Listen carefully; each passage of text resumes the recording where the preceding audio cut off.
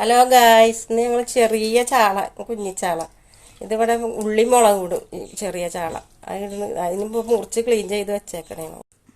നേരത്തെ കാണിച്ച ചാള ഉള്ളി മുളക് ഇടുന്നതിന് ഇത്രയും ഉള്ളി, ചെറിയ കഷ്ണം ഇഞ്ചി, ഒരു 3 ചുള വെളുത്തുള്ളി, ഇതിലൊരു 3 സ്പൂണ് ഇടിച്ച മുളക്, ഇതെല്ലാം കൂടെ മിക്സിയിലിട്ടിട്ട് ഒന്ന് ചതച്ചെടുക്കണം.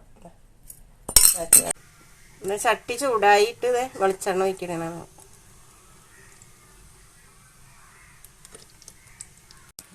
വെളിച്ചെണ്ണ ചൂടായി വരുമ്പോൾ 2 വേപ്പില ഇട്ട് കൊടുക്കണം. എന്നിട്ട് നമ്മൾ ഇടിച്ച മുളക് എല്ലാം കൂടെ കൂട്ടി ഇടിച്ച മുളക്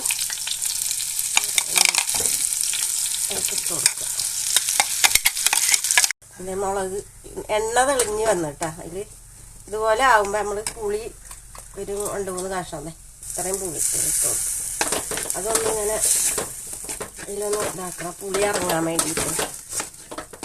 തക്കാളി അങ്ങനെ ഇടണം നിർബന്ധമില്ല, എന്നാലും ഞാനൊരു ചെറിയ തക്കാളിൻ്റെ ഒരു പകുതി ഇടുന്നുണ്ട്.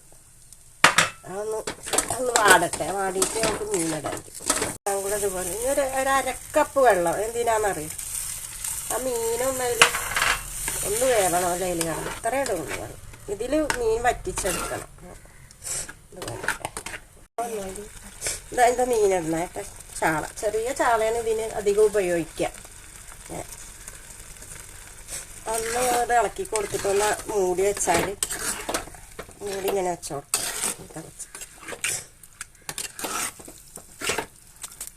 പാകത്തിന് ഉപ്പിട്ടിട്ട് ഒന്ന് ഇളക്കിയിട്ട് മൂടി വെച്ചു കൊടുക്കുക. ഉപ്പിട്ടിട്ട് ഒന്ന് മൂടി വെച്ച കുറേ നേരം ഒന്നും വേണ്ട, ചാളയല്ലേ, ചെറിയ ചാളയല്ല, അത്രയും എന്താത്.